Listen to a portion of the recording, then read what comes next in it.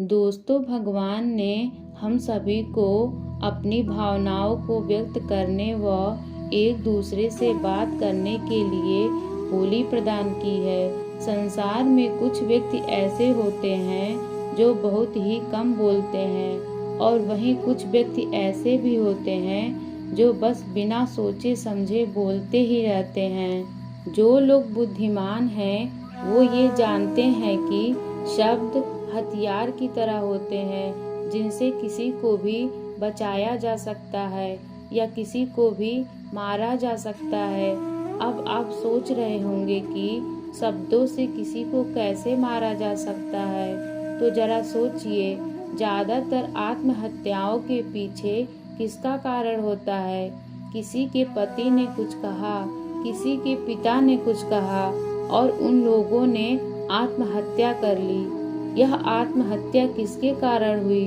वह पीड़ित के मन को इतना दुखी कर गए कि उसके मन से वह दुख सहना और ज़्यादा बर्दाश्त करना नामुमकिन हो गया और इसी वजह से उन्होंने आत्महत्या कर ली।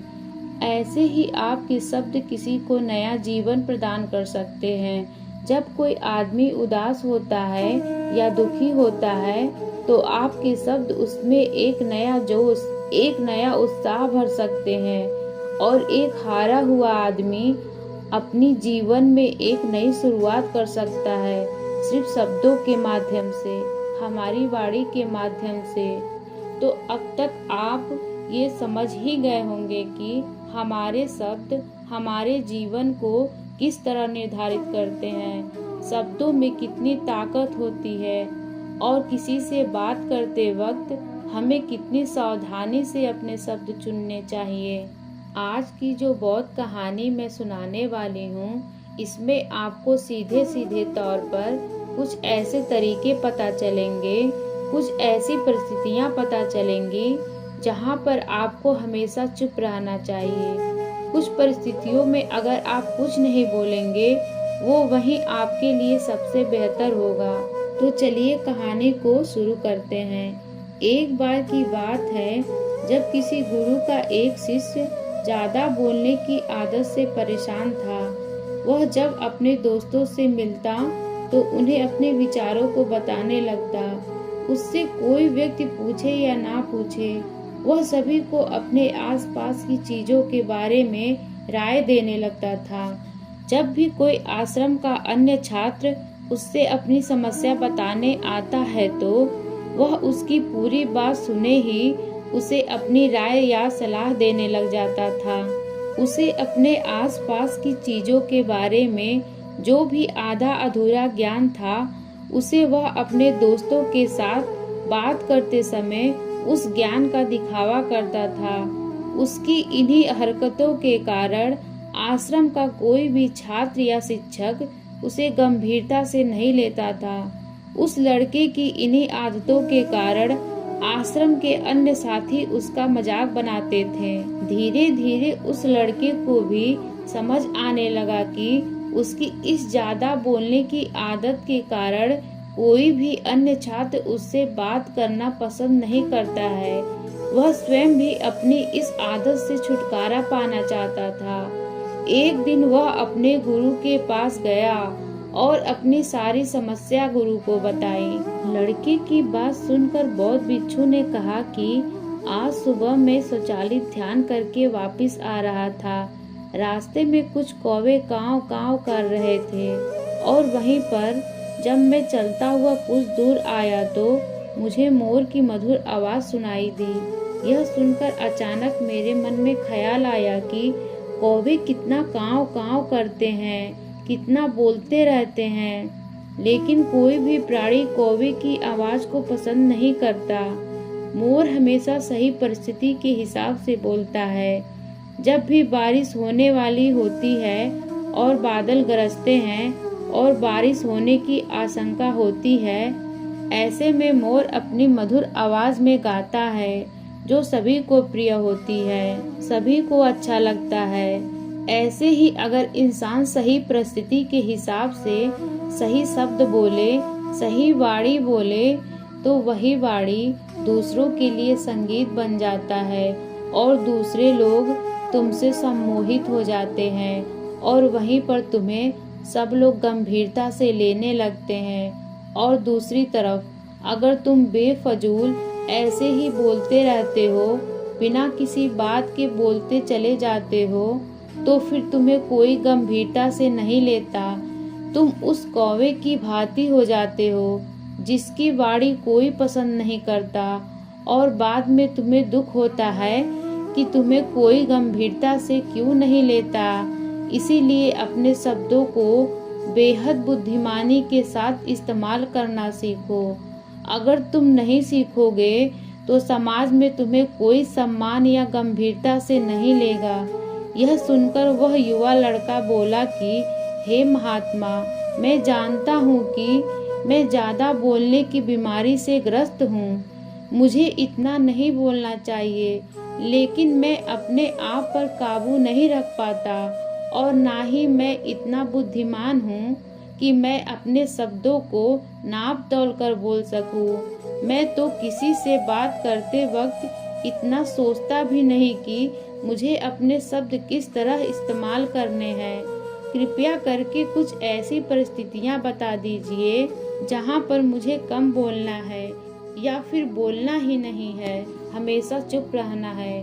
अगर आप मेरा ऐसे मार्गदर्शन कर सकते हैं तो मेरा जीवन आसान हो जाएगा और मुझे ज़्यादा दिमाग या अपनी बुद्धि लगाने की ज़रूरत नहीं पड़ेगी। यह सुनकर बौद्ध भिक्षु ने मुस्कुराते हुए कहा कि हे वत्स, वैसे तो इंसान को हर परिस्थिति में सोच समझकर ही बोलना चाहिए, लेकिन अगर वह हमेशा होश में नहीं रह पाता तो मैं तुम्हें दैनिक जीवन की कुछ ऐसी परिस्थितियाँ बता रहा हूँ जहाँ पर तुम्हें हमेशा चुप रहना है।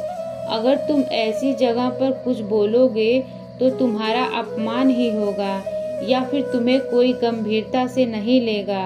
सबसे पहली जगह है या यूँ कहें कि परिस्थिति जहाँ पर इंसान को हमेशा चुप रहना चाहिए, वह है जब किसी ऐसे विषय के बारे में बातचीत हो रही हो जिसके बारे में आपको कोई जानकारी ही नहीं है।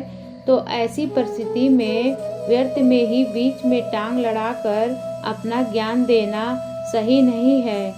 आपको कुछ पता ही नहीं है, लेकिन फिर भी आप अपना ज्ञान देने के लिए उत्सुक हैं, तो ऐसी जगह पर आपका अपमान ही होगा।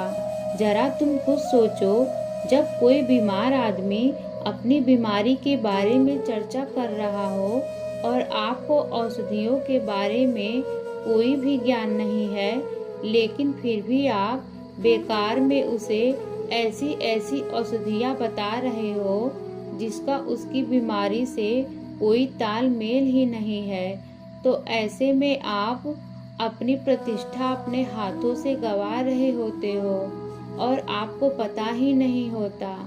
ऐसी परिस्थिति में आदमी को हमेशा सुनना चाहिए।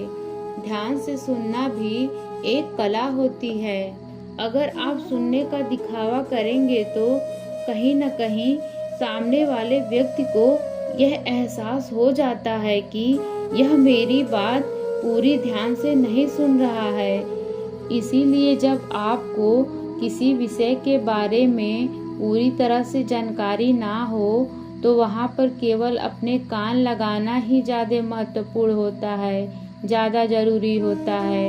आप उस इंसान की बातें ध्यान से सुन सकते हैं और इसी बीच आप दोनों के बीच एक ऐसा संबंध पैदा होगा और वह संबंध सच्चा होगा, क्योंकि आपने उसकी बातों को बड़े ही ध्यान से सुना है और इस बात का पता सामने वाले को भी होता है। तो हम बिना कुछ बोले सिर्फ सुनने मात्र से ही किसी को अपना दोस्त बना सकते हैं, अपना मित्र बना सकते हैं। इस बात को हमेशा ध्यान में रखना। दूसरी जगह जहाँ इंसान को हमेशा चुप रहना चाहिए वह है खाना खाते वक्त। खाना इंसान को हमेशा चुप रहकर खाना चाहिए, मौन रहकर खाना चाहिए। महात्मा बुद्ध और उनके भिक्षु हमेशा चुप रहकर भोजन करते हैं, शांत भाव से भोजन करते हैं, परिपूर्ण होकर भोजन करते हैं, एक एक टुकड़े का स्वाद लेकर भोजन करते हैं। और ऐसा भोजन जब आपके शरीर में पहुंचता है तो आपके अंग अंग तक ऊर्जा पहुंचाता है। अक्सर हम भोजन करते वक्त कुछ ना कुछ बोलते रहते हैं, कुछ ना कुछ सुनते रहते हैं, लेकिन मौन रहकर उसका पूरा स्वाद लेकर उस भोजन को हम कभी नहीं करते। हम उस भोजन को करते वक्त आधे अधूरे ही रहते हैं और इसीलिए हमारा शरीर रोगों से ग्रस्त हो जाता है। जरा तुम खुद सोचो, एक बौद्ध भिक्षु हमेशा भिक्षा लेकर भोजन करता है, और भिक्षा भी कितनी, बिल्कुल मामूली सी, और वह भी एक वक्त की। तो एक वक्त भोजन करने के बाद भी वह इतने स्वस्थ होते हैं, इतने उत्साह, जोश और आनंद से भरे होते हैं। और हम तो इतना खाना खाते हैं, इतनी सारी भोजन की सामग्री हमारे लिए उपलब्ध होती है, लेकिन हमारे शरीर में कोई ऊर्जा नहीं होती। इसका सबसे बड़ा कारण होता है कि हम अपना भोजन होश में नहीं करते, परिपूर्ण होकर नहीं करते, मौन रहकर नहीं करते। इसीलिए अपना भोजन हमेशा मौन रहकर ही करो। तीसरी जगह, या यूँ कहें कि परिस्थिति, जहाँ पर अगर आपने चुप रहना सीख लिया तो इसका मतलब यह है कि आपने अपने ऊपर विजय प्राप्त कर ली। जी हाँ, गुस्से में शांत रहना या चुप रहना इतना आसान नहीं होता। अक्सर हम गुस्से से भरकर कुछ ऐसे शब्द या अपशब्द बोल जाते हैं जिसका पछतावा हमें हमेशा रहता है, लेकिन जुबान से निकला हुआ शब्द कभी भी वापस नहीं हो सकता। उस शब्द को कभी भी मिटाया नहीं जा सकता जो अपशब्द हमारे द्वारा बोला गया है। अब वह शब्द हमारे चित्त को समय समय पर बेचैन करते रहता है, दुखी करते रहता है। लेकिन गुस्से के वक्त चुप रहना सीखना भी एक बहुत बड़ी कला होती है। गुस्से में आदमी का अपने ऊपर काबू कहाँ रहता है, अपनी इंद्रियों को अपने वश में कहाँ रख पाते हैं। इसीलिए इस कला को आप तभी सीख सकते हैं जब आप गुस्सा भी अपने होश में रहकर कर पाएं। जब भी आपको गुस्सा आए, आपके दिमाग में सिर्फ एक ही बात आनी चाहिए कि मुझे चुप रहना है, मुझे किसी से कुछ भी गाली गलौज नहीं करनी, किसी को कोई अपशब्द नहीं बोलना। और जब यह विचार गुस्से के साथ जुड़ जाता है और धीरे धीरे यह आदत बन जाती है, तो आप अपने गुस्से को भी काबू में करना सीख जाते हैं। जब भी कभी क्रोध आए तो किसी को कुछ बोलने की बजाय कुछ शारीरिक व्यायाम करना शुरू कर दो। उछलना, भागना, दौड़ना, जाकर जिम करना, कुछ भी आप ऐसा व्यायाम कर सकते हो जिसमें आपका शरीर थक जाए। आप पाएंगे कि जब आपका शरीर थक जाता है तो आपका मन भी शांत हो जाता है। आपने उस गुस्से की ऊर्जा को एक सकारात्मक रूप दे दिया है, और यही बुद्धिमान व्यक्ति की पहचान होती है, जो दूसरों के तानों से भी अपना घर बना लेता है, अपनी कामयाबी के रास्ते निकाल लेता है। वही सच में बुद्धिमान आदमी है जो जहर को भी दवा बनाकर इस्तेमाल करना सीख जाए। वही असली बुद्धिमान व्यक्ति होता है। चौथी जगह, जहाँ पर आप चुप रहेंगे तो आपके लिए वही सबसे ज़्यादा बेहतर होगा, वही आपको सम्मान दिलाएगा। वह जगह है जब चार लोग आपस में बैठकर बातें कर रहे हों। वहाँ पर जब चार लोग बात कर रहे होते हैं तो चारों लोग एक साथ तो बात नहीं कर सकते। एक बार में एक व्यक्ति बोलेगा और तीन लोग सुनेंगे, तभी वह बैठक कामयाब हो पाएगी, तभी वह चर्चा सही रूप से आगे बढ़ पाएगी। लेकिन अगर कोई आदमी ऐसा बैठा हुआ है जो बीच में ही दूसरों की बात काट कर अपनी बात को ऊपर रखना चाहता है, तो ऐसे में वह चर्चा या बैठक आपको कहीं नहीं पहुंचाएगी और चारों लोगों के बीच में आप सबसे मूर्ख कहलाएंगे। अगर आपको अपनी बात कहनी है तो सामने वाले को अपनी बात पूरी करने दो, उसके बाद आप अपने विचार रखो। यही एक भद्र पुरुष या फिर कहें जेंटलमैन की पहचान होती है। और आखिरी जगह, अगर हमारे माता पिता हमें कुछ कह देते हैं, हमारे बुजुर्ग हमें किसी बात पर डांट देते हैं या हमें थप्पड़ भी मार देते हैं, तो ऐसी जगह पर आपका चुप रहना ही उनके प्रति सम्मान दिखाएगा, उनके प्रति आदर का भाव व्यक्त होगा। अगर आप उनके सामने उनका विरोध कर देते हैं, उनका प्रतिरोध कर देते हैं, तो वह गुस्सा तो थोड़ी देर बाद शांत हो जाएगा, लेकिन वह कही गई बात, वह विरोध किया गया शब्द या फिर कुछ भी उल्टा सीधा हमेशा आपके मन में सताएगा और आपके माता पिता को हमेशा यही लगेगा कि आज यह हमारी इज्जत नहीं करता, आज यह हमारी बात नहीं मानता, क्योंकि आज यह कमाने लगा है, ये बड़ा आदमी बन गया है। ऐसी ऐसी बातें उठेंगी, ऐसे ऐसे तंज कसे जाएंगे। इसीलिए ऐसे जगह पे आप मौन रहिए, चुप रहिए, कुछ मत बोलिए। अपनी गुस्से को अपने अंदर ही पी लीजिए, कुछ व्यायाम कर लीजिए, भाग लीजिए, दौड़ लीजिए, आपका मन अपने आप शांत हो जाएगा। आखिरी में बौद्ध भिक्षु ने अपनी बात को खत्म करते हुए कहा कि कम शब्दों में ही अपनी भावनाओं को उतारना सीखो। शब्द हथियार के तरह होते हैं। बोलो तो होश में बोलो, ध्यान में बोलो।